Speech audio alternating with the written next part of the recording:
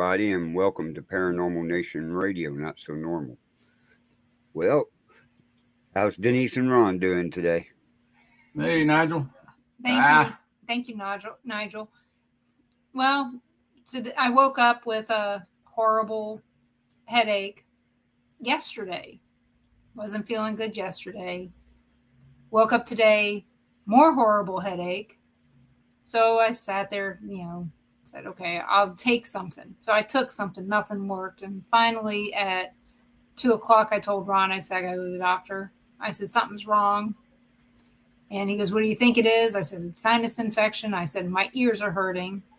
And I was dizzy, couldn't eat, couldn't do anything. I haven't even made the bed. Okay. That tells you something. I usually make the bed before the show, regardless. Didn't get to do that. So I went to the doctor. They said, yeah, you got a slight ear infection in one ear, but you have a sinus infection. So that being said, that's why we're sitting here at our house instead of roaming around with my phone at the graveyard today. Just not feeling that great. And Ron didn't want to be accused of trying to put me in a grave early. I guess he didn't want to spend the $500 for the plot. That's what it was. Oh, is that what it was? Yeah, it's only $500 to get buried in this graveyard. So, pretty cheap, huh? Yeah, it is pretty cheap. Yeah, when we go out there, you'll see how big these plots are. I mean, some of them are so big. There's maybe one or two in it. I don't know. They're waiting for others to show up. I don't know. I think they bought these plots so long ago. Are there any mausoleums or anything there? Yeah, not that many. No, but there are some really unusual fenced off plots. You can tell some of the ones that had money when they bought their plots. There is one above ground sarcophagus, I guess. It's my best guess. There's one of those. But really, it's just it's your average southern graveyard. It looks, with all the pretty wrought iron fences in some of them.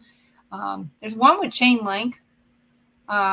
There's one that has a really high fence around it and a gate with a nice seating area, like an outdoor mausoleum kind of like thing. High fence. What are they doing? Trying to keep the spirit in there? So it don't go out? Don't know. There's lots of them that have stuff on it. Like stuffed animals, flowers, toys, elephants, giraffes, roosters. Yeah. There's some that are themed. Lots of them have the deer statues and a buck. Mm-hmm. There's quite a few of those. And there's some that have their pigs. College logos. Yeah. Their college, NCAA branded graves. Yeah. Right. I wish I was kidding, but there is a Georgia Bulldog. Oh, they have a lot of stuff. There was another Florida and Alabama. So there's a lot of those. So some very proud fans that have passed. Some unusual names in the graveyard as well. I mean, I took a lot of pictures, but I haven't had a chance to look them up. One was Durwood, was his name, but luckily, poor kid only lived a day, so he didn't have to live that name down. Like last names, there's I have to show you when we get out there. Jernigan is like founding family. Yeah, they've been around this area for quite a few years. But if you walk around, in fact, one of them was just recently murdered, not long ago, a few weeks. Mm-hmm. There's another one we just saw yesterday. She just died last month, and she wasn't that old. She was maybe 30, 31. Yeah. And but when you start seeing these, when they're born and when they died, the last name Jernigan, I don't know. They don't have very long, they're long. They don't have long lives. I'll put it that way. Yeah, their lifespan isn't that long. Yeah, it's really, they're kind of short. So I don't know. Family's cursed. It could be. I'm not sure. I don't know. They're I mean, they're real popular. It's it's a real popular name here. well, yeah. There's a Jernigan's Landing. Yeah. Down here, that's one of the parks, Jernigan's Landing. Mm-hmm. So, but yeah, the one family member was murdered by his nephew on their own property, ran over by a cart about a month and a half ago. Yeah, ran over by a cart, and it wasn't that old. It was, it was a big deal to hear about this. Real popular guy. Let me see if I can find the story. What was the other? There was another family last name started with a P. There's a lot of those. Penton, yeah. There's a buttload of lots Pentons of those too. And actually, I think the name there's a couple of common names out at the graveyard that went along with that murder at the Exchange Hotel. Mm-hmm. And I still haven't been able to figure out if they're the same people, because there's not a lot of history. If you look up Milton, Florida, some of this stuff comes up and some of it doesn't, and I just don't know why. Yeah, there's a lot of stuff downtown. Definitely the theater they say is haunted. I don't know if we can get in it, but we're going to do some research on some things in there. There's a Mason's Lodge a couple blocks down from it that is really, really weird. And I got the history on that. There's no doors to get in. Really? Not from the ground level. Not from the ground level. They got these stairs. They're pulled up. They have to lower the stairs, and you have to go up the steps to go into a door. Ooh. Yeah. Yeah. So, I'd love to get into that building. I know. And it's not in the right I mean, that was actually used as part of the school system at one time, too. Yeah.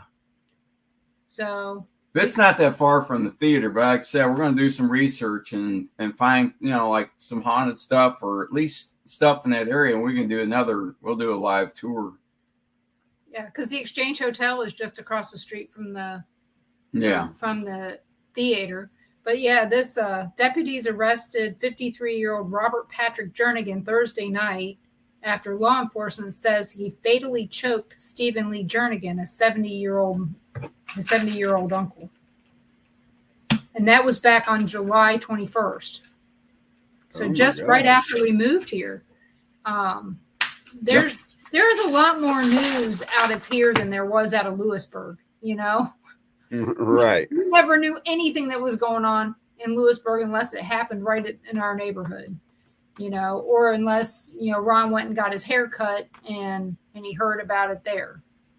Yeah. So we never heard anything that was going on in our own town very much. And we still haven't watched the news here, but the news lady's last name is Hussey. So when the women are sitting there going, "Are you watching that Hussey on the news again?" Oh man, I would have so much fun with that. Oh Lordy. Yeah. So yeah, she could have made a stage name to be a news person. I know. Well, I saw it. I went, oh, that's a funny name. At one time at Sprint, we had a woman that worked there. Her name was Foxy Hooker. And that was her birth name was Foxy. Yeah, and she married into the Hooker name. Yeah. I'd have kept my own name if that was the case. Yeah. The parents are going, "You're going to marry a hooker?" And with your name, maybe you ought to go by your middle name. Yeah. God knows what that would have been. Or but maybe Foxy was her middle name and Hot was her first name. Well, she was Foxy Hooker. She was one of 28 kids. Oh wow. Oh my God. Most of them multiple births. Wow. Yep. Them people never learned what caused that crap. You'd think. I met her. She was it was like the first year I was at Sprint. So But yeah, I mean, we had some names there. In the 1800s. No, not the 1800s. So you haven't done any researching on that cemetery yet, major researching. No, the only thing that I've really. read has been what the city has out there that just says, this was created by, this is how they got the land for the cemetery, and that it was a segregated cemetery, and that was all I know. Yeah, it's two separate cemeteries. You can tell the difference. The other one across the street is everything is really spread out. There's not as many headstones as in the other one. Yeah, it looks like they started to run out of room like in the main one, and then they started putting them across the street. It's kind of what it looked like at first. Until we found out the real reason. But we'll try and get as much, because it's pretty big. It's one of the oldest. Well, it is the oldest in this area. But we'll try and get as much as we can in that one, and then maybe it'll be interesting to find out what's the oldest headstone in there. Oh my gosh, 1700. Let me. I think even older than that. I think I saw that. Milton. Yeah, there was some 1700, and then there was some that were so old. Yeah, I mean, you couldn't even read it. I took a picture of it and blew it up, and I think I saw one that was 1793 or something. That one was moved there. Barely see so it says the cemetery was used for burials even before the town's designation as the seat of the county in 1843. The courthouse burned in 1869, destroying all the records, but the earliest recorded burials is an infant in 1834 and a young girl in 1837, followed by a couple more burials in the 1840s. So 1834. Well, I had one as fought in the Revolutionary War. Yeah. Wow. Yeah. But like I said, some of the great. Of course, they had redone the stone on it. It looks like they've put a lot of pride into this graveyard. I mean, some of the stones are brand new, but the burials are from years and years ago, which is really kind of nice when you think about it, that they care enough to do that. I got a little irritated that they got all these ones with the marble and concrete covers, but yet they don't sweep them off after mowing the grass. I hate that. And so I spend a lot of time when I'm out there wiping them off with my hand. I think I'm going to bring a little broom with me this time. Yeah, most people up here that mow cemeteries, as soon as they're done mowing, they get the leaf blower out. Right. And go around and blow all the grass off, everything. Hi, Evelyn. Yeah. Hey, Evelyn. Hey, Evelyn. And the thing is I've noticed this in so many cemeteries. Yeah, it's not just. But it's not just this one. It's every cemetery. There's a lot of them out there that the people that mow it go, it's money, and they just zip. Yeah, it depends on who it is. And everything. And I think I've been to maybe 3 cemeteries where they were that well kept. So, but I understand.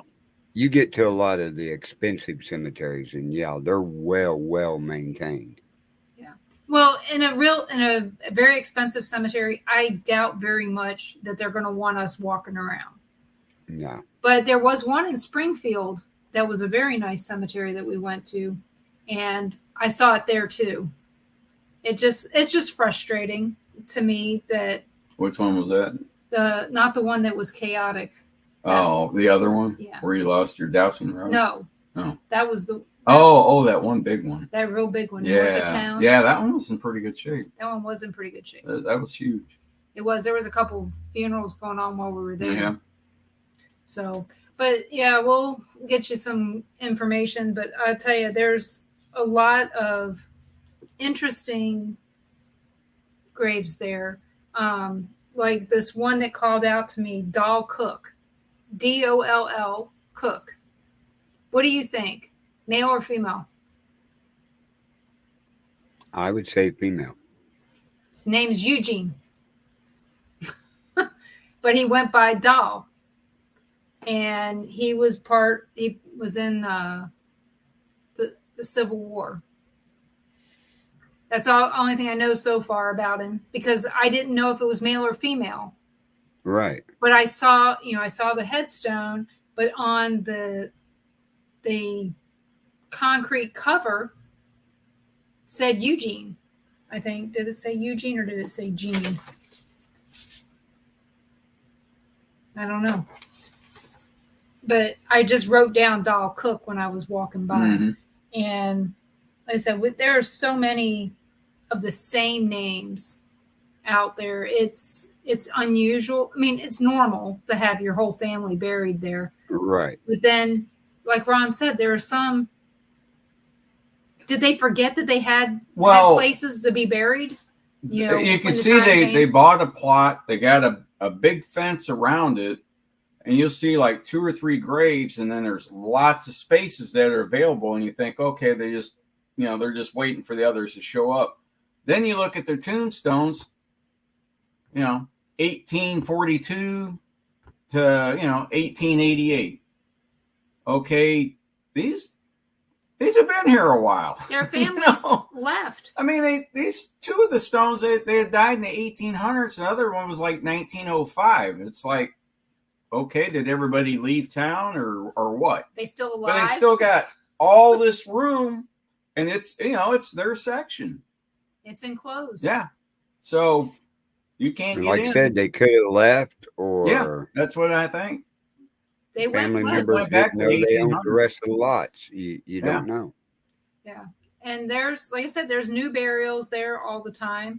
And, the one thing I did mention to Ron when we went out there was, they always talk about graveyard dirt. How important that is, that graveyard dirt is supposed to be used for house blessings, for good luck. So what do you do when it's sand? Is that considered graveyard dirt? Yeah. It's the closest thing to dirt, I guess. So I don't know. And, there's piles and piles of graveyard dirt all around, Graveyard sand down there. Yeah. Yeah. But not to mention the graveyard fire ants and the graveyard mosquitoes. They were great too. We're still beating off them with, Oh yeah, we definitely will be attacked. Yeah. I got thousands of anthills. I mean, that's why you're kind of looking down, to see where you're stepping. I know there's snakes out there because you got lots of pine needles all over, and snakes like to hang out in that. So yeah, you got to watch where you're at. There's a lot of witch's hair as well. Yeah. Hanging off the trees, which makes it look really Couple creepy. Weird trees. Yeah, we got to bring those out. There was one headstone woman. They spent a lot of money on this. It is super nice. It's like it's a picture, but it's like you're on the beach looking out with the sun going down on the water. Yeah, I'll show it. It's one of the newer ones. It catches your eye. Yeah. Yeah, they're doing some amazing laser engravings and stuff on headstones nowadays. Yeah. Yeah, it definitely stands out. That, here's a fun fact. The cemetery was privately owned until 1888, when the newly formed Milton Benevolent Cemetery Board purchased the 16 acres for $100. Oh, wow. So that graveyard has been paid off multiple times. We're also going to have lunch with Rob down here, and he's going to give us some more locations. There's obviously a ton down here. We just got to try and figure them out in what order. And on Saturday, we're going to meet Mark Foltz. Yep. We're going to go over it. Well, we're going to go right down the street and meet him. And you want to hear something really good? What's that? I asked Kat if she'd been watching. She knows Troy Taylor pretty well. Not Troy Taylor. The other guy. His last name's Taylor, but his name's not Troy. Or Travis. Travis Taylor. Travis Taylor. I'm thinking of a football quarterback. Travis Taylor. I don't know if you've been watching on the Secret of Skinwalker Ranch. Any of that? You watch that one? I haven't been watching a lot of it. I catch zips and everything on this it. 4th season they just had. They got a lot more stuff, but they're getting a lot of activity. You know, when they're doing certain things to like stir it up. And I told her, I said, yeah, I said, we go out to Vegas. I said, coming back, I want to hit that Iatan Valley, or that area, Iatan area, where they get a lot of UFO sightings and that, a lot of weird stuff going on. She goes, yeah, that's where the Skinwalker Ranch is, in that area. And I said, yeah, I know, but you can't get in there. And she said, I can get you guys in there. And I said, what? In the area or in Skinwalker? She goes, in Skinwalker. I said, no kidding. She goes, yep, I've got a connection. So that would be interesting. Cool. Oh yeah, get out. You're not kidding. Yeah, we had a really good time visiting with Kat. You know, we were always close before I was on her network. And everything. And I'm just so glad that we're adults and can, because I guess I've never claimed that I was a perfect person. And I told you originally that the reason I was let go from her station was because I wasn't being very consistent at the time. And I wasn't. I was busy. I had a lot of shit going on. I guess I needed a break. Right. And me being on your show was easy because I didn't have to do anything for your show. I didn't have to prepare. I just had to show up. And, I knew I would rather not be there if I was going to half-ass it. So it turned out to be a really good visit. I think that both of us were ready to let it go. Right. And but you knew I'd let it go the day it happened. Didn't matter. But it was a good time. Hell, I think Ron and I spent as much time manning her table as she did almost. And I'll tell you, every paranormal conference we go to, I end up sitting behind somebody's table at some point for quite a while. It's just the way that it turns out. And I think that that's a good way to go.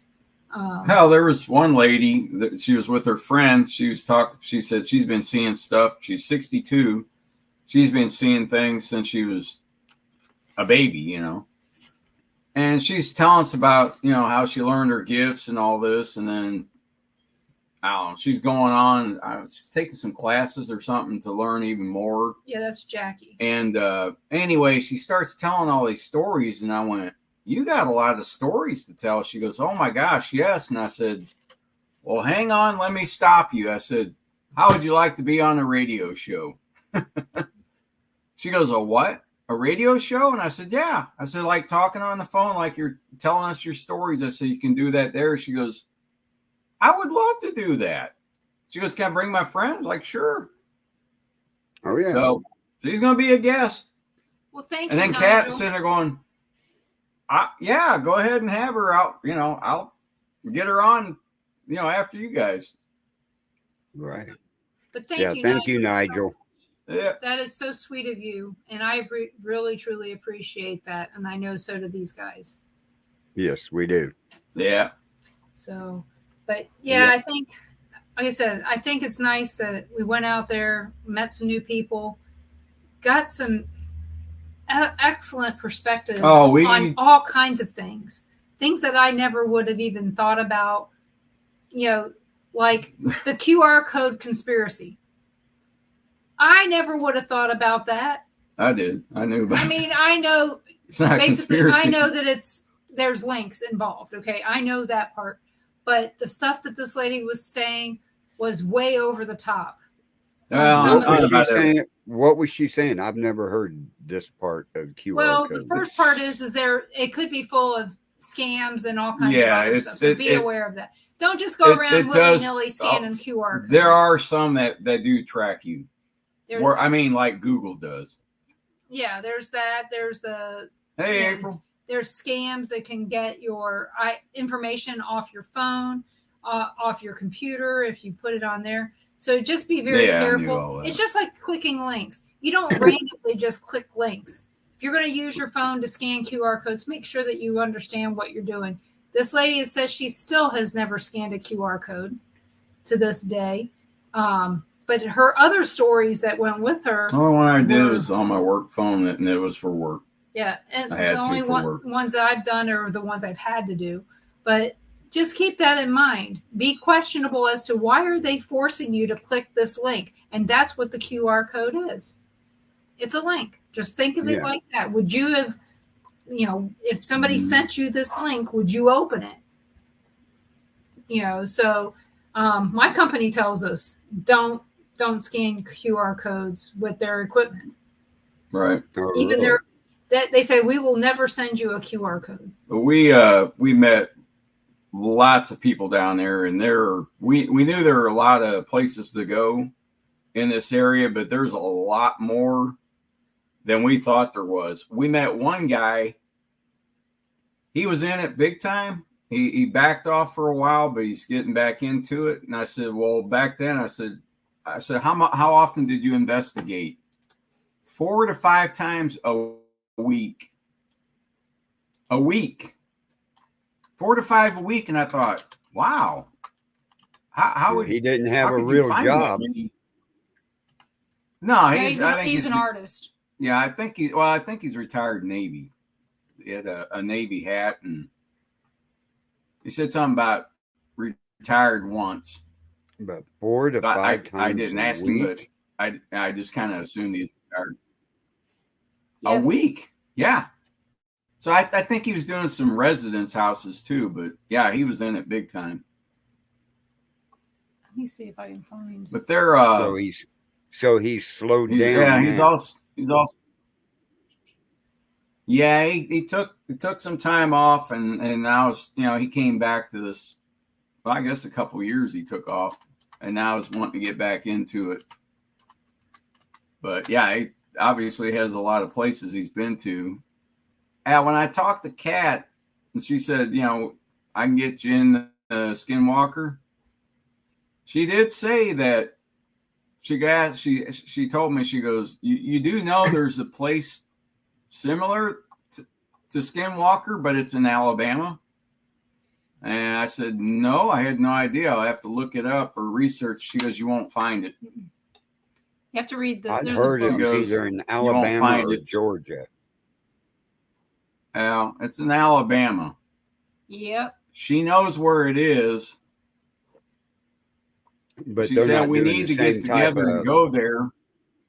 yeah, but they're not doing And I the same said, you're not- experiments down there.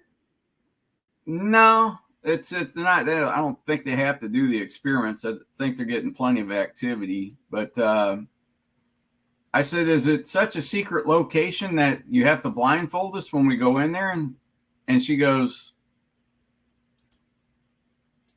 well, and I said, really?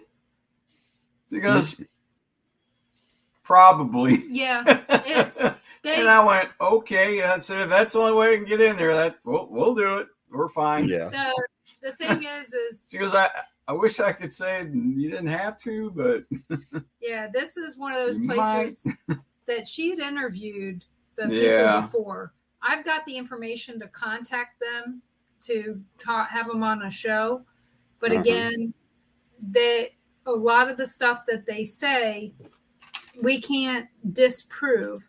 But I remember hearing, I was there a couple times when she interviewed the guy that owns the place, but it's been a while. And because I asked her, I said, isn't it in Georgia? And she goes, no, it's in Alabama. in Alabama. And I was like, I'd heard it was in That's Georgia. what we heard. It was Alabama or Georgia, but more people were saying Georgia. You know what? It's quite possible So. that on the show they said Georgia. To throw everyone off. It could be very possible that That's exactly what is you on would the do. Georgia-Alabama line. Exactly. That's what I would do. Well, like I said, I don't know exactly where it's at, but She didn't even. She just And they don't. Just They said don't it. put out any of their evidence or what they've caught or anything. They're keeping it hush hush. Yeah, she's obviously seen and been out and seen some stuff. So one of the places I would think that'd be a great location if they got blindfold you so you don't know where you're at. Oh yeah. Oh, and there was something else. And she said there's something happening all the time there. All the time. Put this back. There was back in the 70s, just down the road from here, there were a bunch of UFO sightings too. That's some pretty good pictures. There is a book that I found. Yeah. Golf really breeze good pictures. sightings. See if I can find it when it was. So these are just right down here off the coast. And there's a UFO incident late 87, early 1988. So not that long ago. You got to remember there's a lot of bases around here. I mean. So there is a book that I want to check out by. A lot of Air Force, Navy. Some Marines are at the Navy base. A lot of Air Force and Navy mainly. But yeah, well, there's that area a down bunch through there on that side of Florida should have all kinds of history and everything associated with it. Well, there was one thing that Kat said during her talk that was really strange, okay?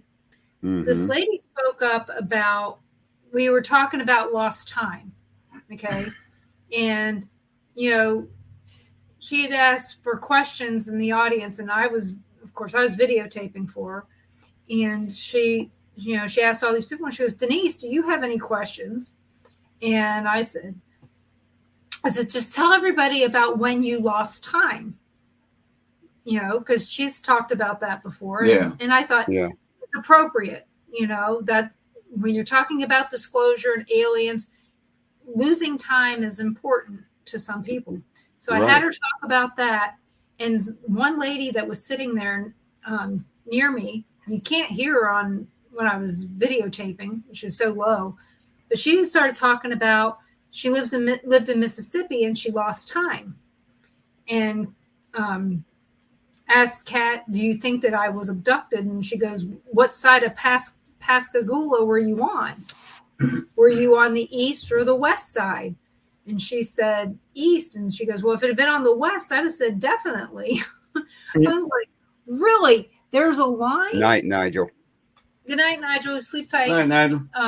I mean, you wouldn't think that there would be a line that says yes and no just based on which side of Pascagoula you're on.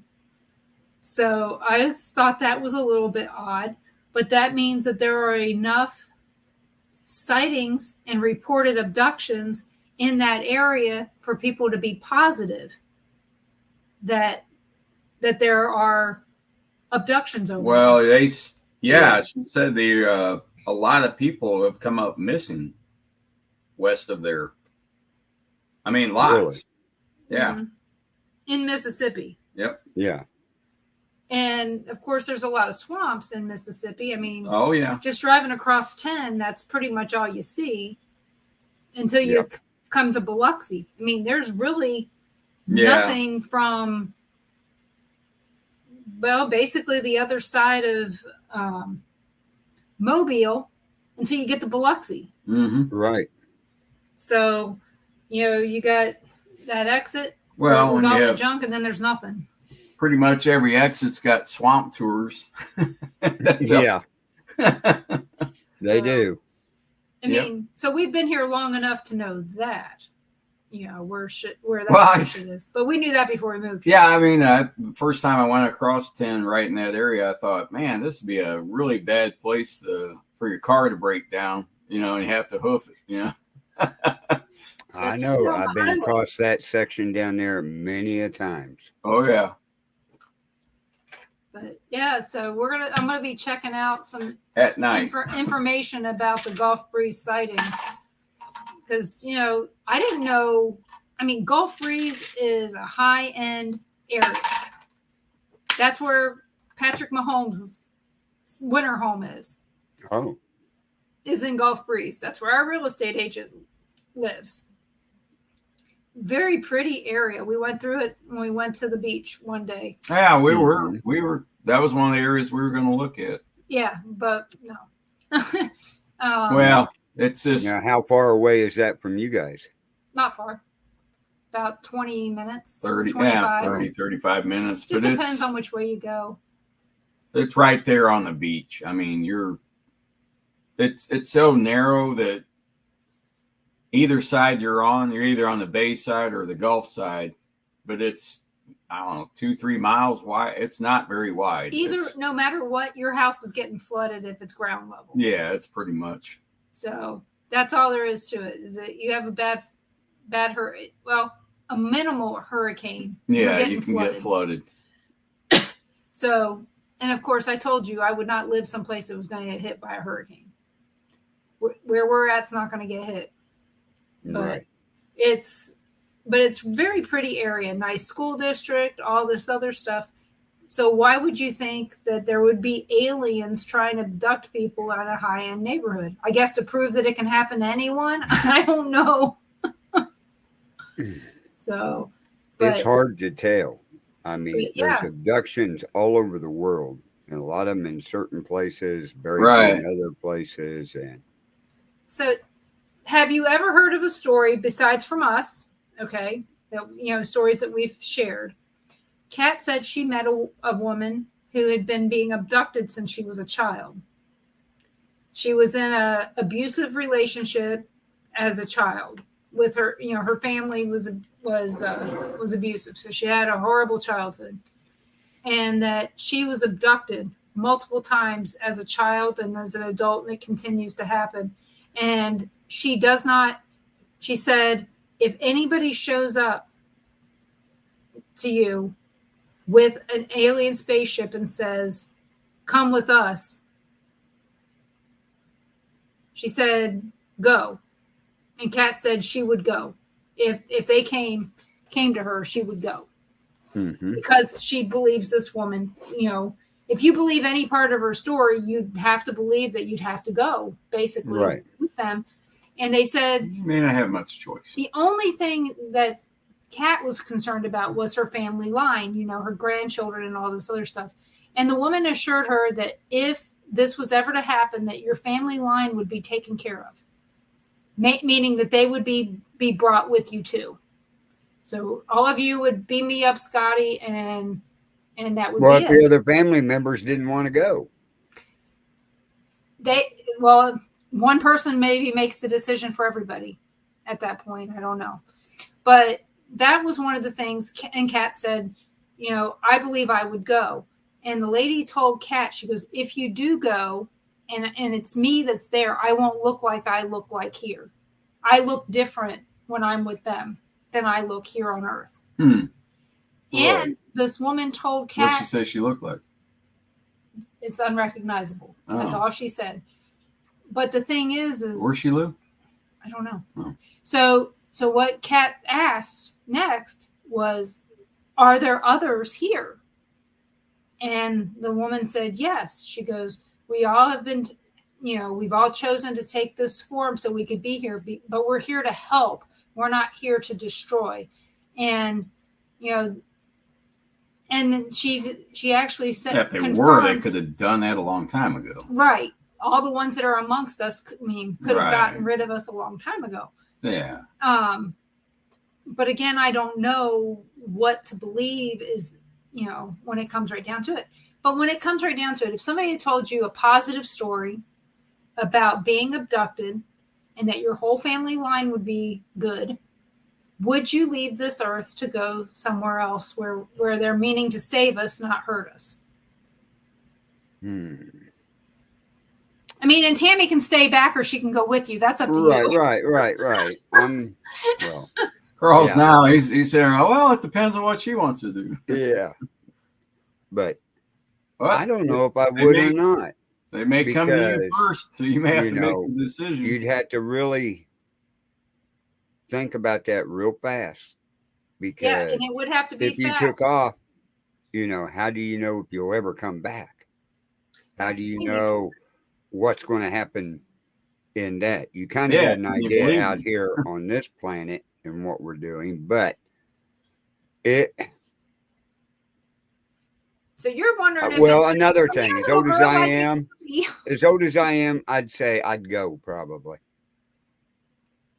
Well, the reasoning that the woman gave made sense, because we know another person that we really like a lot, think highly of her, and her story has never changed about being abducted.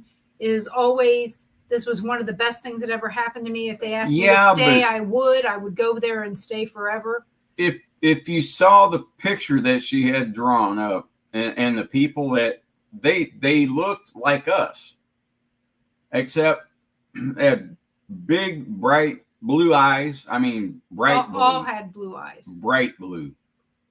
What else? There was another small. I don't even remember. Their now. noses were a little bit smaller. Yeah, their nose is a little smaller, and I think their eyes were about the same size. Did they have the same amount of fingers? Yeah. I'm trying to think of something. There was some other little, but they.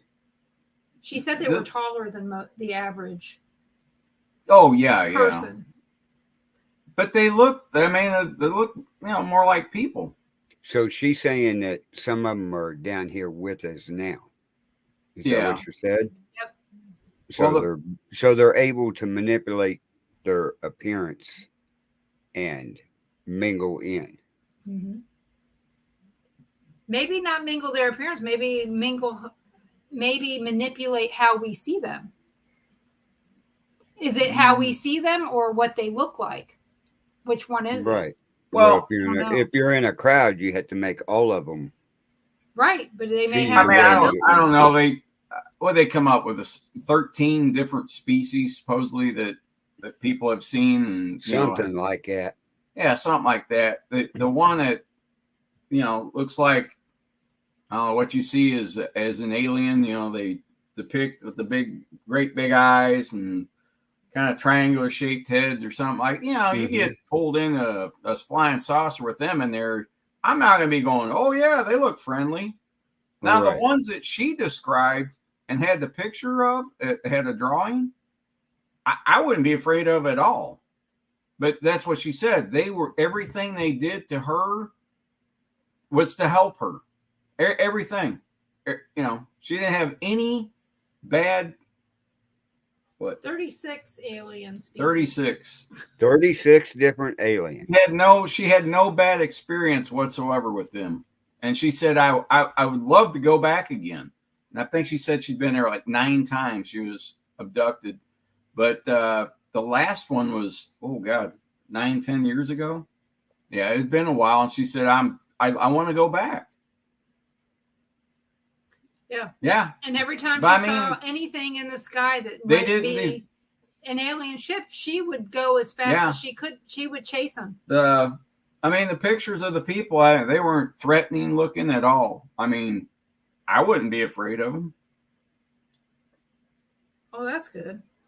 There are books on book of alien races. They got the different, a whole book? Yep, it's an encyclopedia of alien races. Yeah, name some of the ones out there. Really? I don't know, maybe is the one that she had. Is it in there? For some reason, I think it is, but I don't know what it's called. What are they called? I don't know. Yeah, I'm not that good of remembering alien species. You hear about reptilians, and you hear about ones that look like us, and you hear about the grays, and you hear about all these different things. How can we keep track of? I mean, we have trouble keeping track of just the human race, and you can't. No. And the aliens are real, and they're coming from a different atmosphere out there and everything, universe and stuff. and you got 36 different ones. My God, how many different universes are they That would mean that flying there's from? 36 different galaxies. Well, it could 37. be. 37. Because you got to count us. Right. So, and are they all in different galaxies, or are they mingled in with? Yeah, are they mingled in on each what we would call a planet up Right. there? And are they Right. fighting with each other in those other galaxies too? We don't know. I mean, No, we we are don't. all happily ignorant of that. I think that's truly what it is. But yeah, when Kat was talking to us about Travis Taylor and the stuff that they're doing out there, oh my goodness. I mean, it's mind-boggling when you think about all that we don't know about. You know, Right. There's a lot of unanswered questions out there on Skinwalker Ranch. And I like a lot of their scientific experiments they do. They Oh think yeah, a lot and of them think outside the box. They come up they've with an ramped it idea up. and go, how can we do this? Yeah, this season they ramped it up a lot. And when they set some of those rockets off, I don't know. I don't know if I'm gonna give it away if you want to watch any of the season 4. 2 helicopters happen to show up. Apache. They got their tracking. You know, there's so you know any plane or anything up in the air, they're sending out a signal, right? Right. You can see it. They have that there at the ranch. They weren't showing up on it. These Apache they turned theirs off. They turned their transponders off. Yep. They flew, I mean, right over them. Lights and all. And then came back over them. They were, Apache helicopters. Because the guy that owns the ranch, his brother is in aviation. Right. And has the helicopter service. And when they saw him, he goes, those are Apache helicopters. Mm-hmm. There was also another time, not long after that, they were doing some experiments, and another helicopter showed up.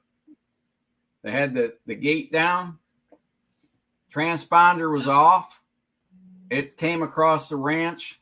It was the Chinook helicopter. Right. Those are mainly used for special ops, SEALs, Air Force Special Ops, things like that. They're about really the only ones that use those.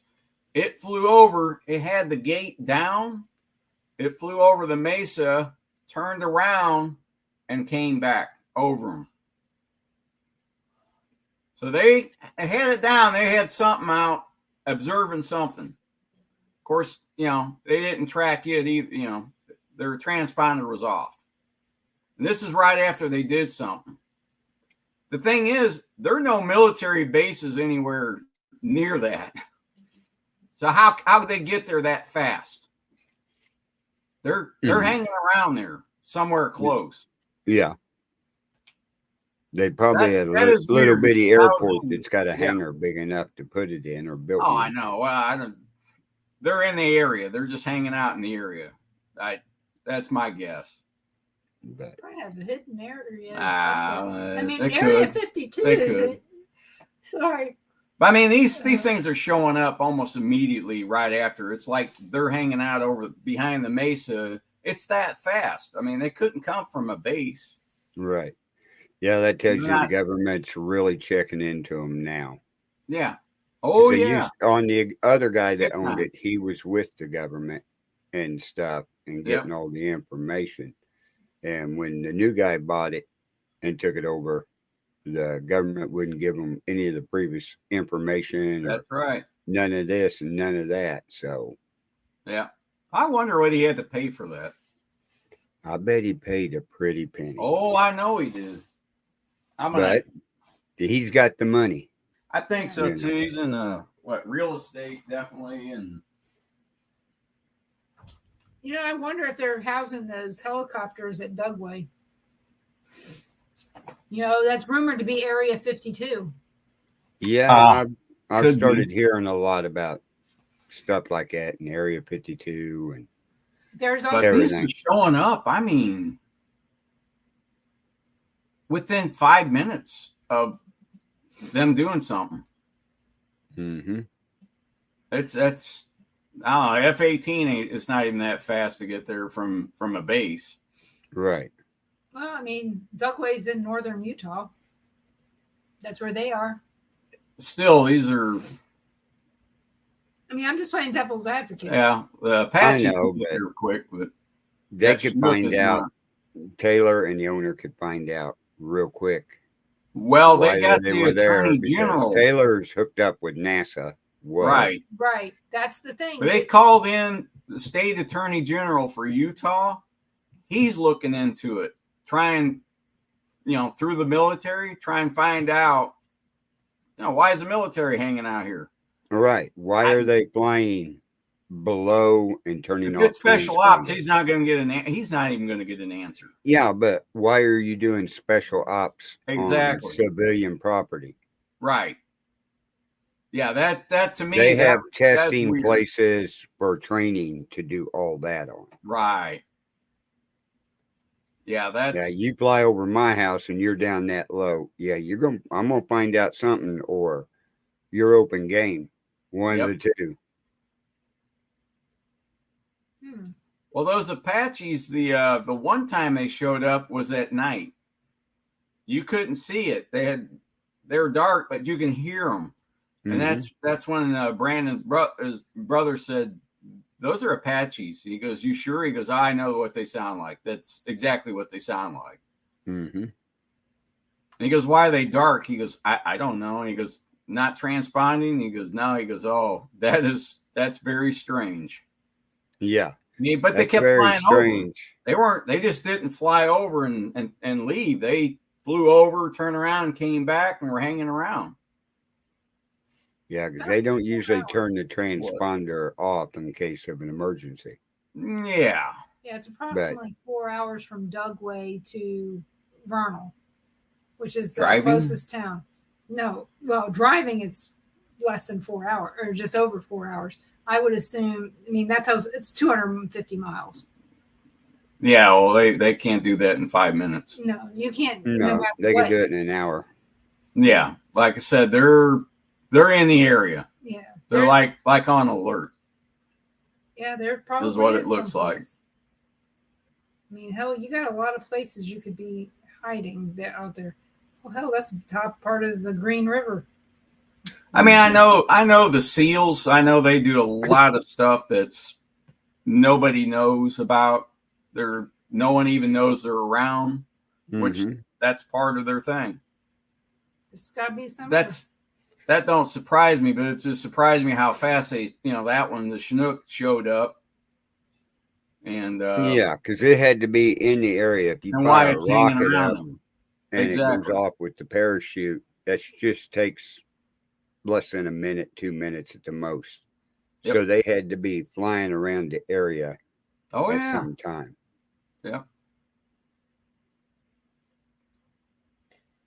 And then I also found out that Roswell wasn't the first crash. No, it wasn't. It wasn't. But that Fate magazine that Cat represents is that magazine came out 1947 but that magazine came out because of basically the cover up of Roswell, because there are a lot nobody knew about it until people started coming out and saying, hey, that's not what they're saying, a weather balloon, that's not what I saw. No. So they had to have some way of getting it out. Yeah. Because back then you didn't have the internet. You didn't have any way. If a story came out, you heard about it 3, 4, 5, 6, 7, 8 days later. Yep. Right. So they had to get it out any way they could. Missouri? Yeah. Oh, wow. So where there was 1941. Cape Girardeau. There was an alleged UFO crash near Cape Girardeau, Missouri. So this predates by 6 years Roswell. Yeah. How much you want to bet that there were some even before then that nobody knew what to call it?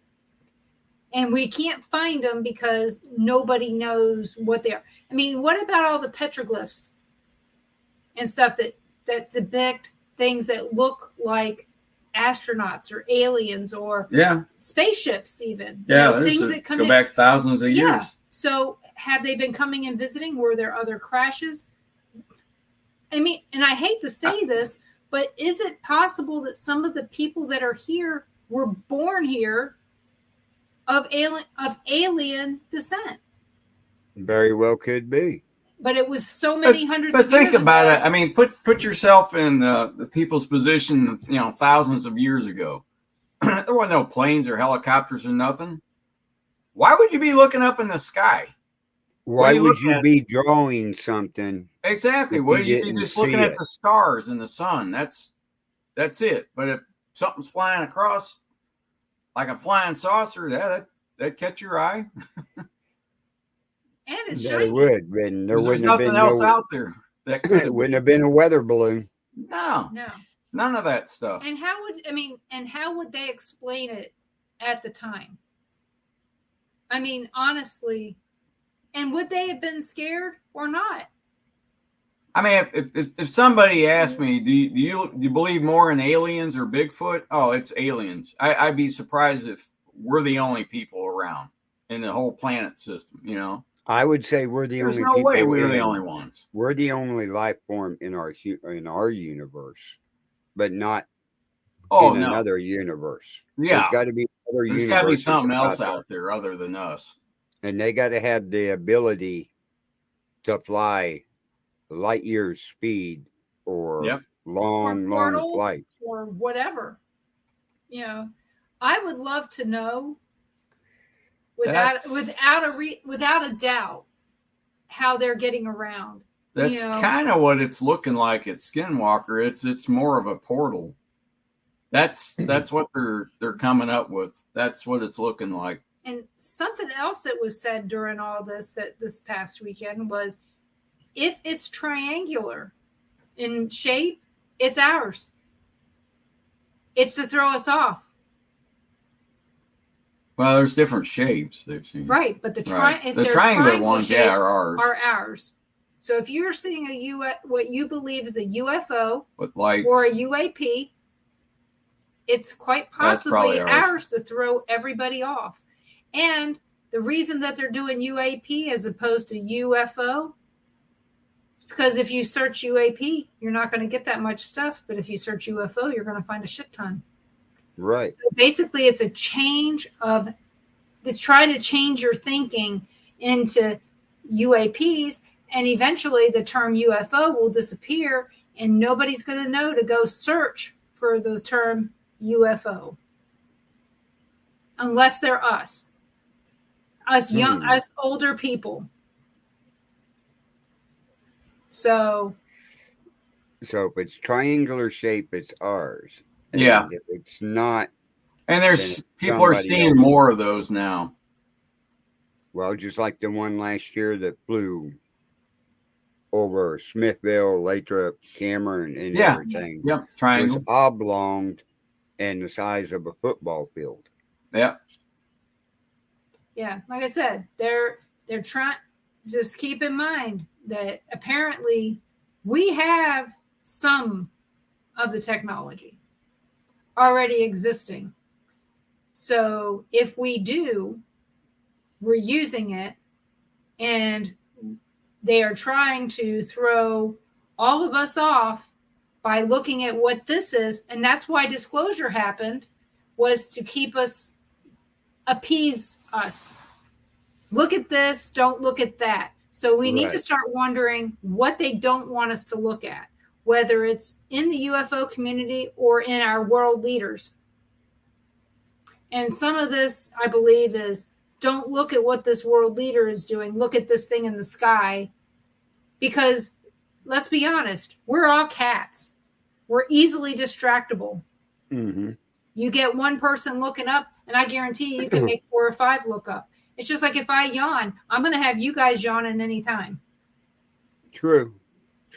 So it's all conditioning, and we need to start thinking about what are they trying to condition us for? I don't know. Well, does anyone have any questions we can't answer? Yeah. I mean, they're trying everything. They're trying everything to change this world and get us under control. Yep. Telling us to look this way while we do this way. Yeah. And yeah, it's getting ridiculous out there. Yeah, but, don't look at the man behind the curtain. Right.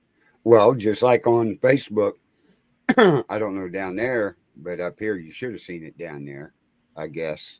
All the lights in the skies were the Starlink satellites in line going across. Yeah. Last night they were we heard about real visible around here.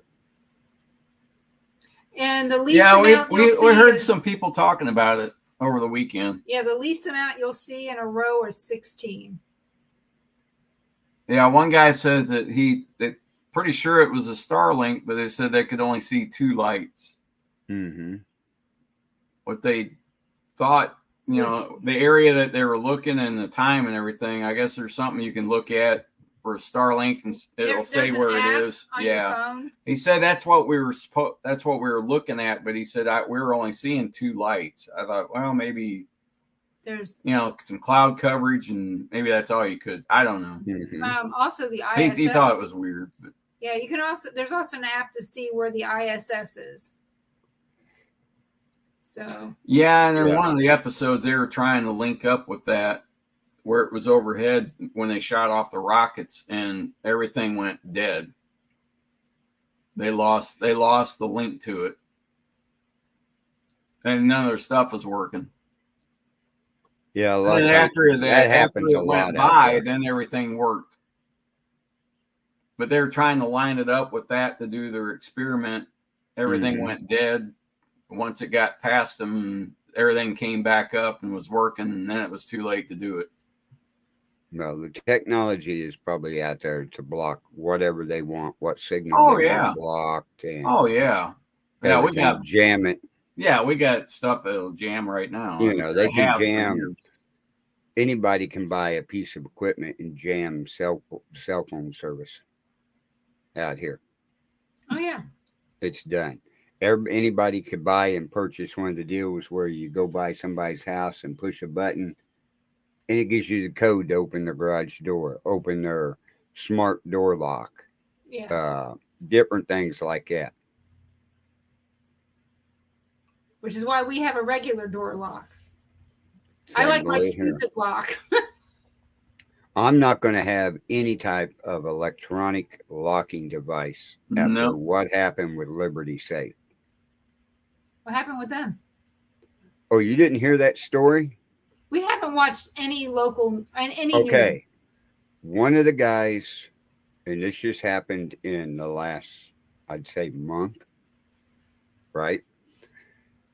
One of the people from the J6 up there at the so-called insurrection, right, was being investigated by the FBI. So they showed up at his house with a warrant, right?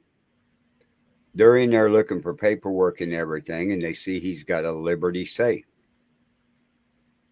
And they say, we need the code to get in. He goes, I'm not going to give you the code to get in. Your warrant does not say anything about getting into my safe. Right. And everything. The FBI called Liberty Safe and said they had a warrant. Liberty Safe gave them the master electronic code to get into the safe. Wow. So everybody now is boycotting Liberty Safe. If you've got one that's electronic, sell the damn thing, get rid of it. Because they still have all the master codes to be able to anybody get in to your safe. Damn. Oh yeah, it's all, if you go to YouTube and type in Liberty Safe, you're going to see thousands of videos, everybody talking about it. And Tractor Supply that just bought Orscheln's up here, right? Yeah. I was over there a week or two ago getting some stuff. and I noticed they had Liberty safes in there for sale. The electronic ones, right? And the girl at the desk, she was real nice and everything. I was talking to her. I said, "Do you give a veterans discount?" Well, not yet. The company's working on it to do that. And I said, "Okay." I said, "But I probably won't be back in this store." And she goes, "Why? Is everything okay?" And I said, "See that safe right out there? That Liberty safe? Until you get rid of that company and that safe, I will not do business in your store anymore." And she said, "Why?" And I said, "Got your phone? Look up YouTube and look up Liberty Safe." And she pulled up the video about them giving the code. And she goes, "I don't blame you one bit." Well, luckily, Boomgars is down the road. They give a veterans discount, and they bought the other part of Orchelan's that Tractor Supply did not buy. Oh, really? Because that's who bought it. That's what happened in Lewisburg. Boomgars out of Iowa. Yeah, that's right. Bought that. Hey. So. But yeah, but a company, you pay this big money for this gigantic safe to keep your weapons and important documents in. Yeah. When you buy it, they should have no control over it. That's right. They shouldn't. They should not give it out unless they are subpoenaed to give. And you know the government wants our weapons. Right. And stuff. They didn't take no weapons that I know of or anything like that. The point is being that's a safety device in your home that you own. You own all rights to it once you purchase it. The only thing the company should have is a warranty. Yep, that's it. But yeah, they gave them over the phone. They gave them the electronic code to get into that safe. That's just not right. Wow. No, it's not right. Because they should have had the warrant sent to them. Their lawyers should have looked it over before they did anything. Exactly. I mean, they opened themselves up for a lawsuit. Yep, they did. And if I was the guy that owns that safe, well, they didn't have They didn't have a warrant for a safe. No, right, that's why they warrant. Yeah, I know. That's what I'm saying. They had no right. That guy had every right to open that safe and just pop them all. Mm-hmm. That's what I would have done. Freaking bumbling idiots, you're all dead. I mean, that's I don't trust the FBI. That's a lawsuit that absolutely should happen. Would have been funny. I don't trust them at all. Would have been funny. Our Department of Justice, I don't trust anyone. They're all crooks.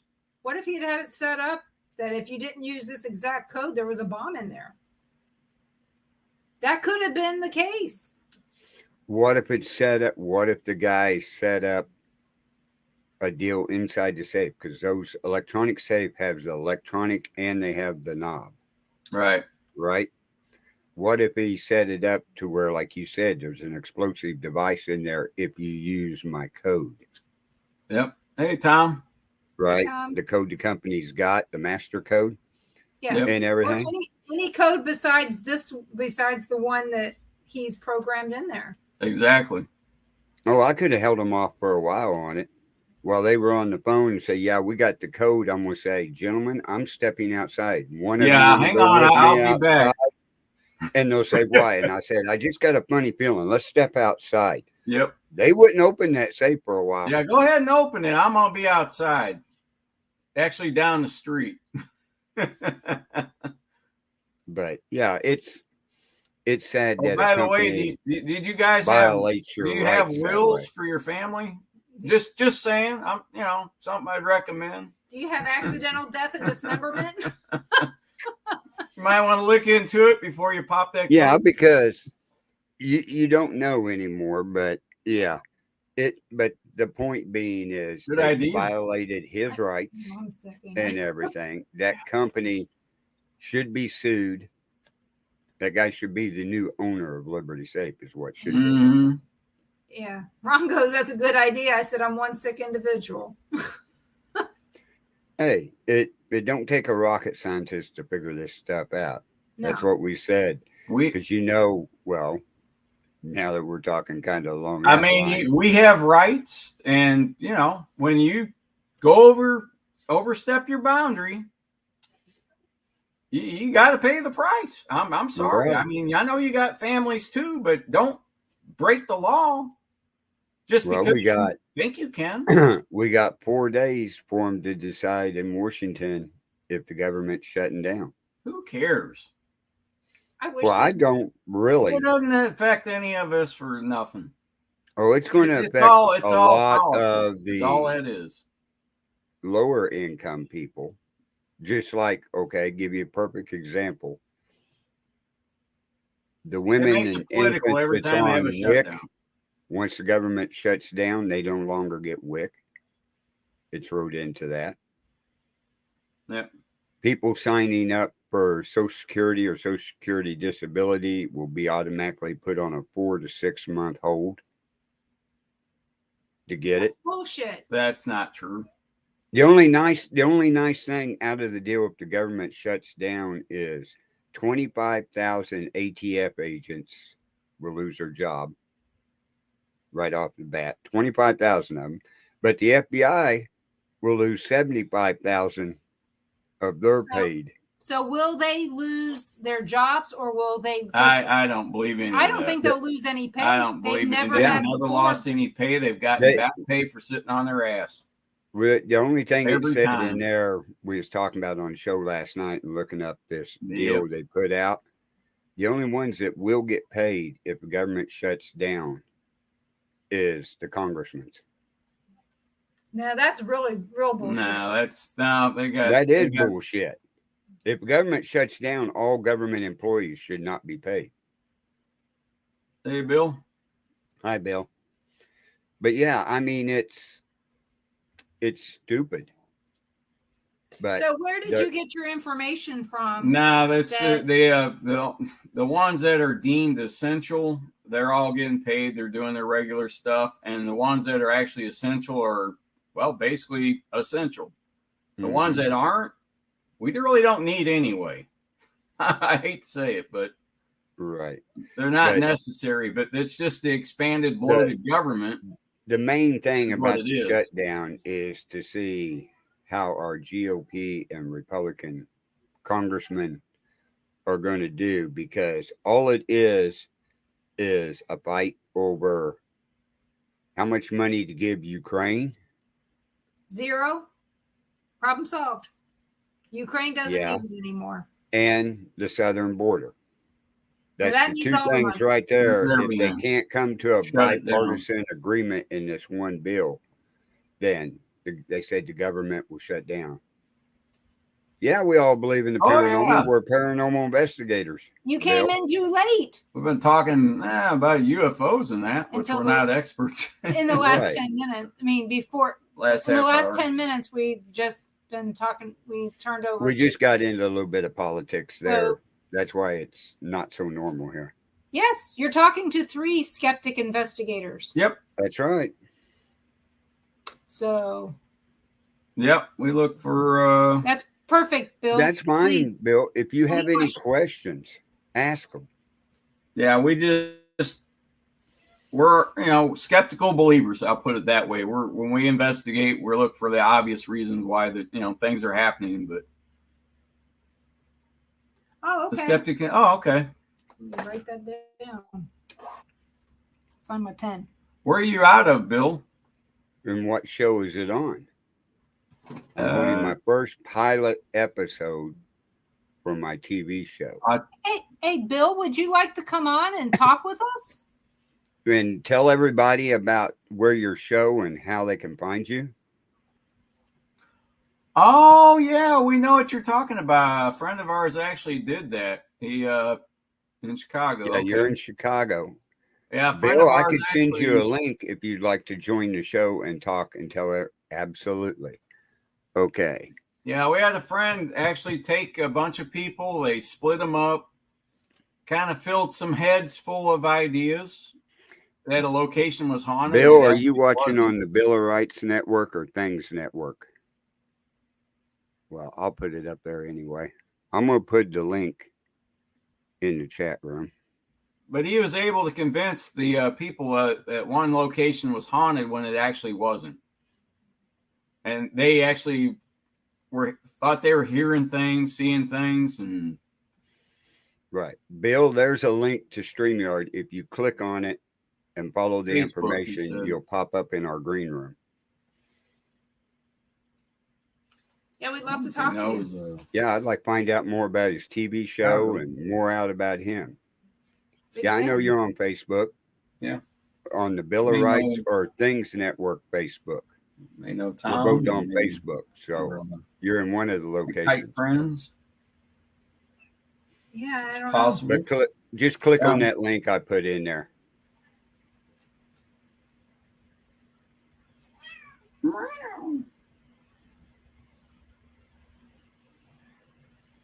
I'm looking to see. We'll see if he clicks on the link and pops up, because it'd be interesting to find out. Because, yeah, we're all skeptics when we go to debunk and, you know, what somebody says, oh, there's a ghost, and you look and you find something else that was creating it. Yeah.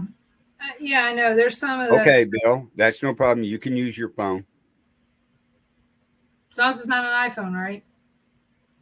You can do it on an iPhone. You can now? Yep. Hello, Elizabeth. Hey there. Good to see you on here from Illinois. Yes. Yeah, we was talking about aliens and UFOs and everything on the first part of this show. And then we got a little off track with things, but that's why it's called Paranormal. Elizabeth and Bill so normal. Have they ever been to McPike Mansion in Alton? Or you know Tom has, who's in there. Yeah, we know Tom has. We were there. So, but yeah, Ron and I are volunteers at the McPike Mansion in Alton, Illinois. Mm-hmm. Quite a few years. 11. Yep. I guess now it makes it 12. So. Yeah. Okay, here he is. There he is. I did it. Hello. Hi. Hey. Hello, Bill. How goes it, everybody? Just good. How you doing? So, just another wonderful day. Well, tell us about this skeptic investigators that you're coming out with. Well, I started this back in 2016. I lived in a church with my family for 11 years. My father was a caretaker, so we experienced a few paranormal things over the years. I generally went off on my own, like hanging out in cemeteries, going to abandoned buildings, hospitals, and stuff like that. Still haven't really experienced anything. Unfortunately, my father passed away about 10 years ago. I moved back and forth from Pennsylvania and Chicago. I was like, screw this. I want to know. I want to know.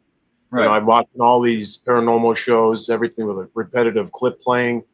10,000, hey, dude, bro, dude, bro. It gets a little old, you know. There's absolutely no proof in these shows or these YouTube channels. There's nothing getting the viewers involved in the, you know, the actual paranormal investigation itself. So I want to take the skeptics. I want to take anybody that's skeptical about the paranormal and throw them into haunted locations without giving them any information about the location until day of. I want to also get the paranormal groups that go to these locations on a regular basis and have them bring all of their equipment. This way they know it's not messed with. There's no digital whatevers. Right. And just see what happens. You know, toss 5 or 6 episodes out there for this first season. The second season is going to be something completely different. That is definitely not out there. First show, definitely not out there. We've seen we've seen a lot of those shows that out there on YouTube. Some that are groundbreaking, and others that are the same old. So it would be nice to see something else. One of our friends, David Glidden, he's from your area. That's Hands-On Paranormal, isn't it? Huh? Hands-On Paranormal? No, he's Haunting History and 4-State Paranormal. He's now down in southern Missouri. He does a lot of things that are unusual. He did the same experiment one time, and it was great. It got some interesting results. So I think you're going to get some great results from that. So do I. As long as I get the views on it, I need as many people on this first episode to get this going. You know, like I said, I did one episode back in 2016 in Crown Point, Indiana jailhouse. I got 2 paranormal groups to come out, bring all of their equipment. I got 3 interns from the Illinois Media School of Downtown to come out with all of their equipment. I got them to give me the Indiana jailhouse on Halloween night for absolutely nothing, because people want to know. You know, it's a very intriguing subject. You know, is there life after death? What happens after you die? You know, if someone can bring out the truth and toss these skeptics in there with you, you know, I truly believe it can create some amazing content. Right. It's okay. We're not rated G for children. So no. When is this, and are you doing it live?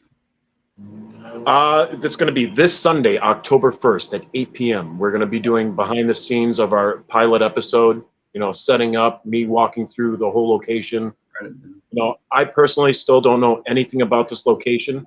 I know the address, and that's it. You know, I want to know. This is why I started this. I want to see what the hell is out there. Right. I want to visit other locations in other countries and other states, and I want to see your locations. I want to see what you have. On top of bringing people that are skeptical, that watch this show, that will watch my show, and throw them in there with it. I don't believe it. I watch it on these shows. I see it all the time. Oh, look at the shadow. Cool. Okay. There is no drug. There is no amusement park ride. There is no vehicle. There is nothing on this planet that will give you that adrenaline rush and walking through a haunted location. That's true. And getting attacked. Yeah. Very true. Hearing some shit. There's nothing. And, you know, if I can get the general public involved, what can I say? And, okay, you're up in Chicago. Tom McNicholas, it's in our chat room. And he's a paranormal investigator, and he's just south of you down, where at? Juliet? Somewhere down there?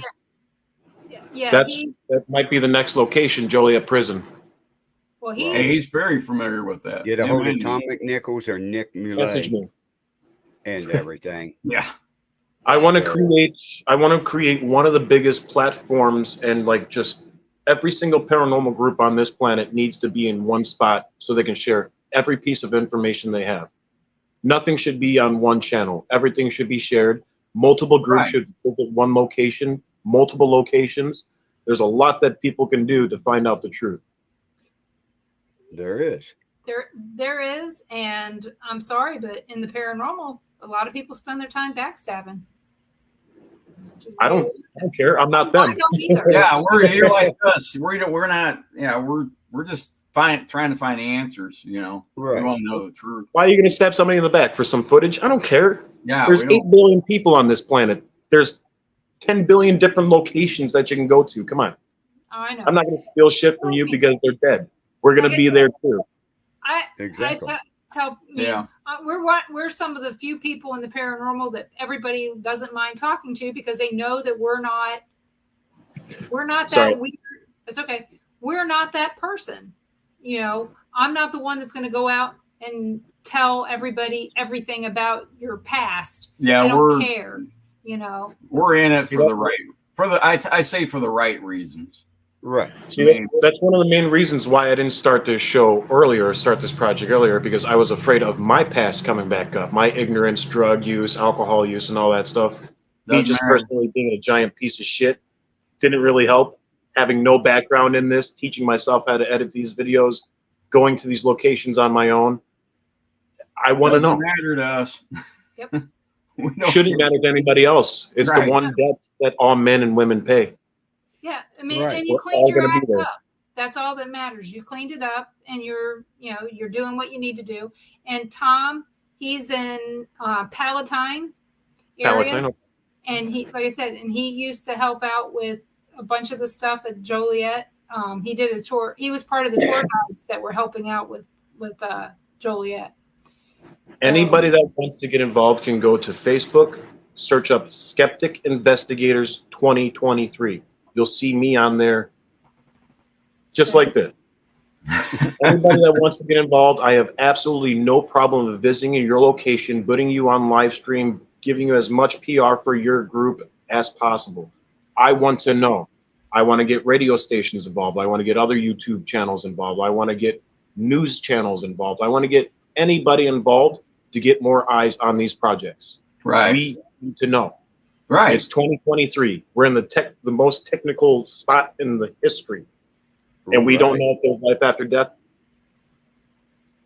Come on. Nobody knows. That's the issue. Nobody knows. We're always out there trying to find that one little piece of evidence that can prove the people that are hunting for it already know. We need to prove it. We can prove it to ourselves. We have our own individual little groups of paranormal hunters. Yeah. What about the other 6 billion people that don't believe? Right. Throw them into those haunted locations. Here, you don't believe me? You think my show's fake? Here's every single piece of equipment you need. You need any information about those pieces of equipment? Let's go. Here's a local paranormal groups. They know every single piece of history on these locations. All you have to do is show up, sign our waivers, go inside. Tell me if you believe when that sun comes up. It's as simple as that. A lot of them don't even need the equipment. They'll experience things that, I mean, we get asked, what's your favorite piece of equipment? My eyes. Probably, yeah, exactly. Our eyes. And Denise. And my her. She's a medium. But that's awesome. We're gonna have a medium there as well on Sunday. Really She's gonna be doing the seance. And to be honest, I don't consider myself to be a medium. I just know that I hear and see stuff that I can't explain. I'd say most of the experiences we've had, it's just things that we can talk about what happened or what we saw or felt. I'll never know what we got on equipment. I can give you some good stuff that we got with equipment. But I'll never know because I wasn't there. Right, yeah. You weren't there. Now imagine taking those people and throwing them in there where you felt those things. Well, I had 20 witnesses on one occasion. Now, me and Carl and Gary were down in the basement when we had another thing happen. That was at Sally House. That we had 20 something people that time. Yeah. Mm-hmm. On the Echo Box, but other than that, it's pretty much. But no, you got a great idea. Oh yeah, the skeptics. It's not my idea. It's everyone's idea. That's right. The thing. I've watched all these shows, and I'm not seeing what I want to see. Exactly. Period. You know, and they're making millions off these shows. They're getting millions of views for fucking bullshit. Yeah. I want to know. Well, when you hear EVPs and it sounds like Billy or I've personally got great at EVPs, intelligent responses to questions. I've captured shadows. I've captured pictures of faces, apparitions. Yeah. I have a lot of footage as well. But having the people there that are skeptical to feel it for themselves, and you will create a lifelong friend, somebody that will go after that forever. Yeah, those are the funnest people because, like I said, we've had them. And we've seen them. And we've turned them. We had a group down in there. The kid's dad was a skeptic. He said, I don't believe in this stuff. I'm like, fine. I don't care. And he goes, I just brought my kid here. And I had the Echo Box out. And I said, have your kid ask a question. And the kid goes, what's my dad's name? Echo Box goes, Robert, right away. And the guy goes, no way. And I went, why? Shit. His kid goes, his name is what again? And it said Robert. And he goes, oh, how did you do that? And I'm like, I don't know who in the hell you are. How would I know your name? He goes, how did you do that? I said, I didn't do it. It did it. Right. And he got shook up. He's like, oh, crap. We gotta go. I mean, he started shaking. He goes, your goosebumps start flaring up. Your adrenaline starts running. You start to sweat and shake a little bit. Your blood hole puckers up. You get nervous. You're like, what the hell is this doing? Real nervous. You can see it, literally see him shaking. Oh, yeah. His kid's laughing. This 12-year-old kid, he's laughing. He's like, you got my dad scared. And I'm like, that's okay. I am personally bringing one of the biggest skeptics on this planet to this location this Sunday. Okay. It's my brother-in-law. And he has zero filter. Oh yeah, my twin sister will be there as well. I had a couple of special guests that were supposed to show up, but unfortunately, one of them got pregnant, so they can't unfortunately come with. Well, hopefully it is a female. And Can you say what location you're going to, or is that a secret? I'm looking for my phone and I'm on it.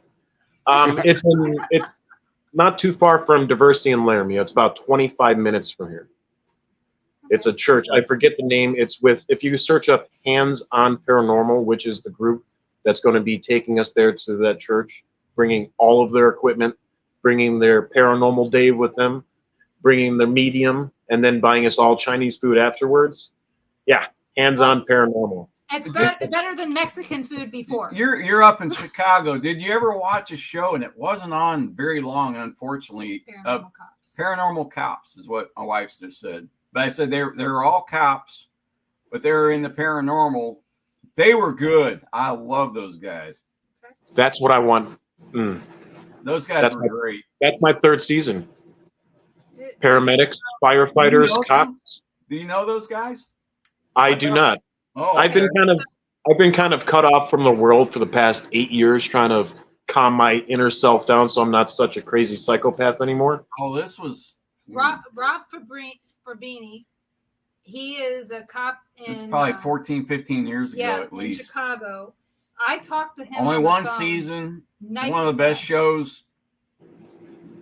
If you know these people, send them my way. I want to create one of the biggest networks of the paranormal group. I want every single paranormal group. He's still out there. Yeah. I talked to him like 2 years ago. They're extremely busy, I know, but yeah, I know. They're probably retired cops by now. I couldn't get him on my show because he was working on Mondays, but I could be retired. I hope my success will be everyone else's success. You bring me to your haunted locations, I will promote the shit out of your paranormal investigator group. I will promote anything that you want. I need the locations. I need the individual equipment from each person because I'm not about to spend a couple $100,000 on a bunch of stuff that I'll use like 30 times. Right. Well, the good news is if you can do it that way, it's great. A lot of times, a lot of these locations won't give them to you for free. They will charge, and they'll charge up yin yang. So just be aware of that. But I know a lot. I don't have to deal with them. I want to deal with people that want to find out the truth. You have the equipment. You have the locations. You've been doing this for years. All we want to do is go into your location, use your equipment side by side with you so they can find out the truth. We can sign waivers. We'll have insurance forms. We'll make sure everything's above board and ready to go. We just need the views. We need the people to get on this episode now. We need to make this happen so we can start showing people what's really out there. One person he probably needs to talk to is Dave Spinks.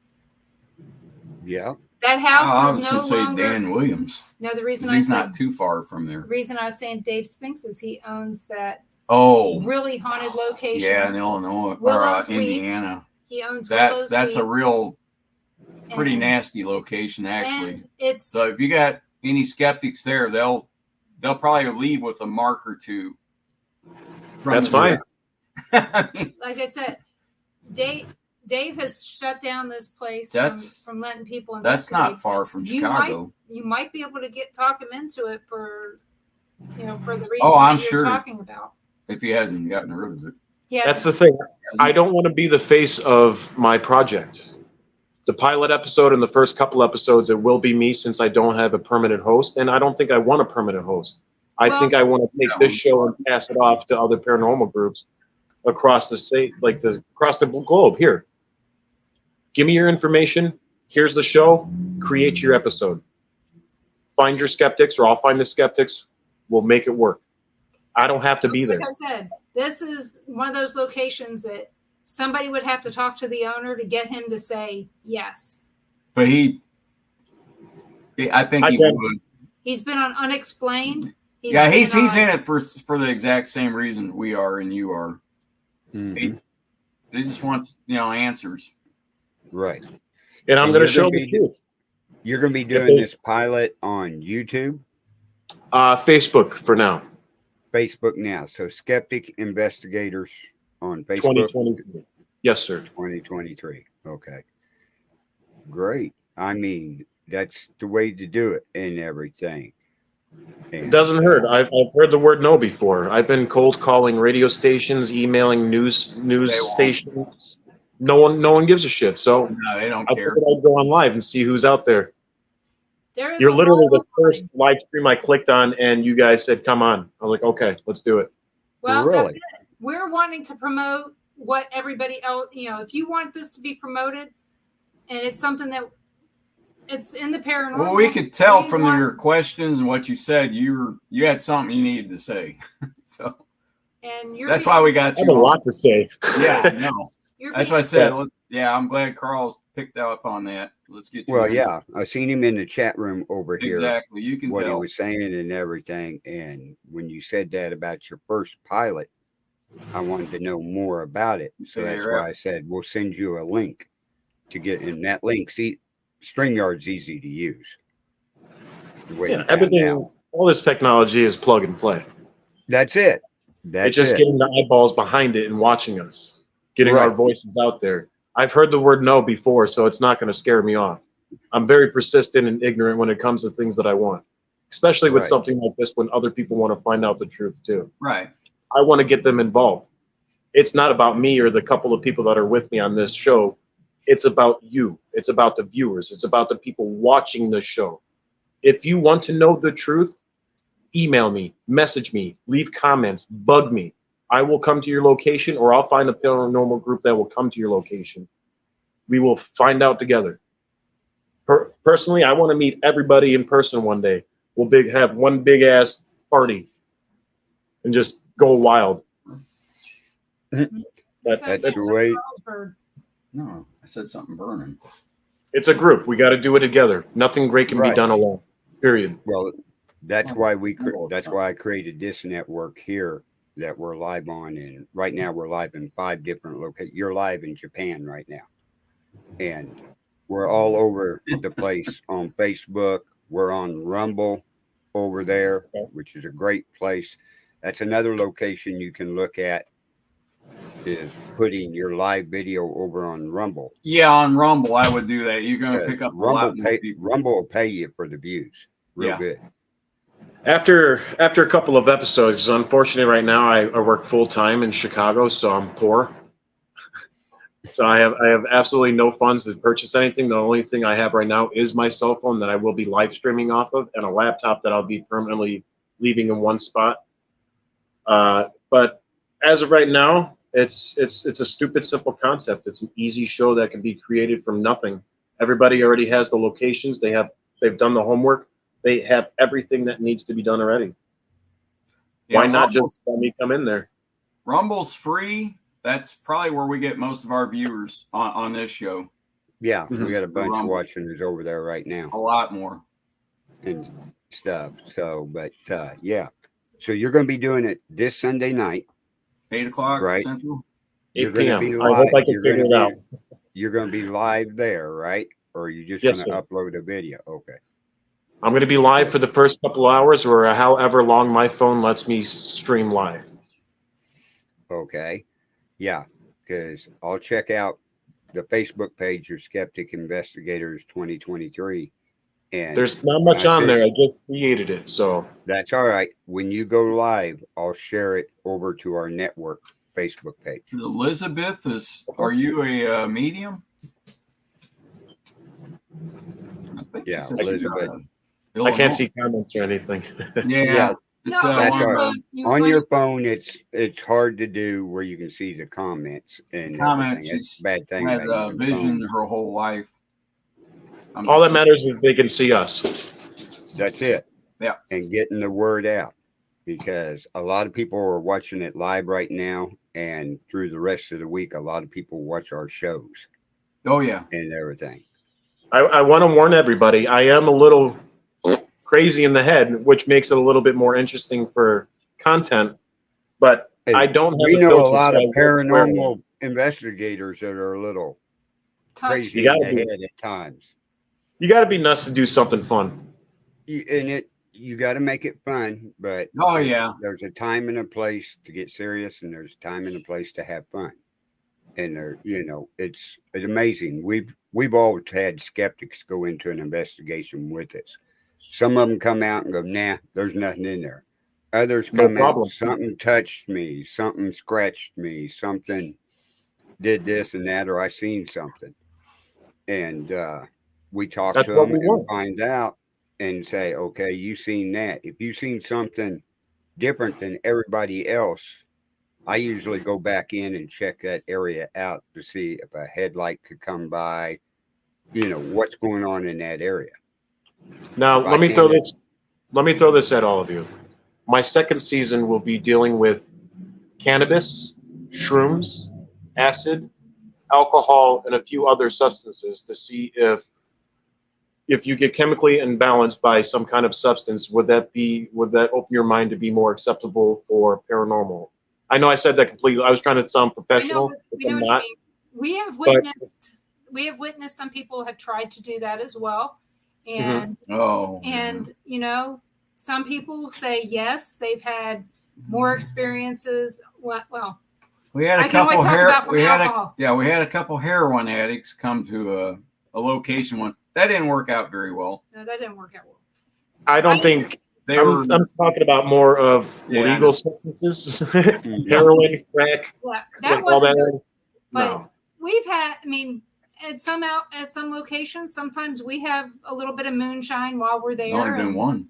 Only the one, Malvern. Yeah. And then at Sally House, you had some Angel's Envy. Oh, that was after everybody went to bed. Yeah. So what about shrooms? What about acid? What about cannabis? What about edibles? Yeah, I wouldn't know. There's many different things that haven't been really tested out there. People have tried it, but I haven't seen it. Yeah. How am I supposed to know? How are other people supposed to know? Sorry, I just got off of work. I was not planning on doing this. Oh, that's okay. All right. Hey, you picked a great night to find something on Facebook. Yeah, if you'd have come in tonight, I hadn't been sick. We're supposed to do a graveyard tour. We've been in a graveyard investigating until about now. And you'd probably be going, "What are these two idiots doing in the graveyard?" I like graveyards. They're peaceful. We spend a lot of time in them. It's one of the oldest. Oh yeah, we've investigated a lot of them. Have you guys heard of Rosemont Cemetery? Or I'm sorry, Rose Hill Cemetery in Chicago? Yes. Yeah. So I know the caretaker of the grounds itself. I don't know if you know, there's a little pond almost in the middle of this cemetery, and right adjacent to it is a church, a small wooden church that was built by a husband and wife. The caretaker allowed me to go in there and do a paranormal haunt during the day. Huh. But then at night, I went back and I went into the underground morgue that was connected to it. Totally different, huh? Oh, that was the spookiest place I've ever been in. Huh. I think most of Chicago is some of the scariest places a lot of people have been in. Yeah. Some places, yes. I've never been to Chicago. So the furthest I've been is DeKalb. Chicago is amazing. I don't care what anybody says. You mind your own business.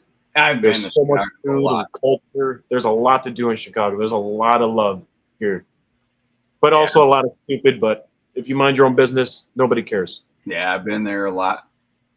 I'm from Baltimore. I know about shitty places to live, but with great history and great things to do and interesting things. I will say one thing. I have never had a bad meal in Chicago. Never. Yeah. I could take you some places. Oh my gosh. There is some great food up there. Oh man, it's out of this world. The food. But I will let you all go this evening. I truly appreciate you having me on. Absolutely random, but fantastic. I didn't shave, so I look a little homeless. Again, tune in Sunday, 8 p.m., October 1st, Skeptic Investigators 2023 pilot. Right, on Facebook, correct? On Facebook, that's correct. Are you going to try and do this every week for a while, or what? It won't be every week. It'll be a monthly thing, one episode a month, since the financing is very low. There's a lot of people that want to be involved, but again, timing and getting everybody to the Right. same spot, getting the non-disclosure forms, insurance Right. forms. Yeah, we It's a know lot. it's a lot of work. And they're done that. Understand? But it has to be done if you want to do something as legitimate as this. Right. I want to make Right. sure I have everything on the up and up, and everything is safe for every participant that comes along on these investigations. Well, Nothing will harm you. we can tell the passion is definitely there, and that's big. That's a big part of it. Right. That's I'm hungry. Oh, I know. I want to know. Tell. You can tell. We can see So your everybody that's watching, go Yep. check out Skeptic Investigators 2023 Facebook page, like This it, guy. and get ready for Sunday Savannah, and 8 p.m. Central Time and everything. Check out this pilot season. It's going to be fun. We're all going to find I'll out. be watching. He's in Chicago. Tom McNichols, that we told you about down there in Palatine, He be knows watching. everyone in Chicago. Him and Nick. Yeah. Well, if y'all are on Facebook, add me up and leave me a message. I'll send you guys an invite to join the live stream. perfect. Cool. Why not? That'll work. It's not going to hurt. They're on Facebook. I'm No, a never 'cause we- Facebooker, so We have all done virtual investigations off the phone. I I've haven't. done one at a Oh, yeah, that's cemetery what we were where supposed to do Denise and tonight, Ron actually. were over 100 miles away live with me at the Yep. cemetery. It throws something different out there. It's I think having the phone and having more energy across more land kind of. Wait till Sunday. I have a lot to say. That'll work. looking forward to it. That'll work. Well, Bill, Again, thank you so much. Thank you for joining us Yeah, and thanks. everything. Keep us informed. I'll check out the Thank video you. Sunday night and everything. So have a good evening, Absolutely. and we'll talk to you later. Yep. Okay? Have a fantastic Bill. night, and I will see everybody Sunday, and I will see you on the other side. All right. Okay. Have a good one. Night. But yeah, Wow. well, that was great. We'll all have to check that video out and Seems like every see week we how got this pilot goes. surprises, don't we? Mm-hmm. Good surprises. Everyone's been good. That's the way you want it. Yeah, this is great. I'd like to find out a little more about Elizabeth. She's in Illinois. Is she in Savannah, Illinois? I'm not sure where that is. Well, I'll have She's to in check it out. Savannah, Illinois, Carroll County. Yes, Tom. Connections are always cool. It is, and especially somebody's trying to start a project to see how they're doing and everything, because there's always questions that come up. And, paranormal people need to step up and help Mississippi. people like that if they're going to get the project I going. was going to guess it's over by the river. The lowering river, Yeah.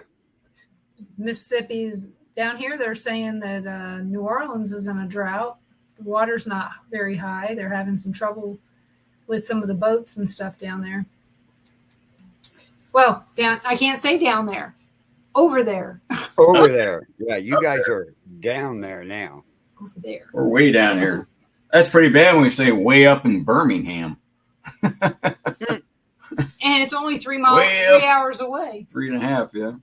If you say up there by the Dixie line, Way up in instead Birmingham. of down the Dixie line, This you is gotta go up. probably this is the furthest away from the Mason-Dixon line I've ever lived.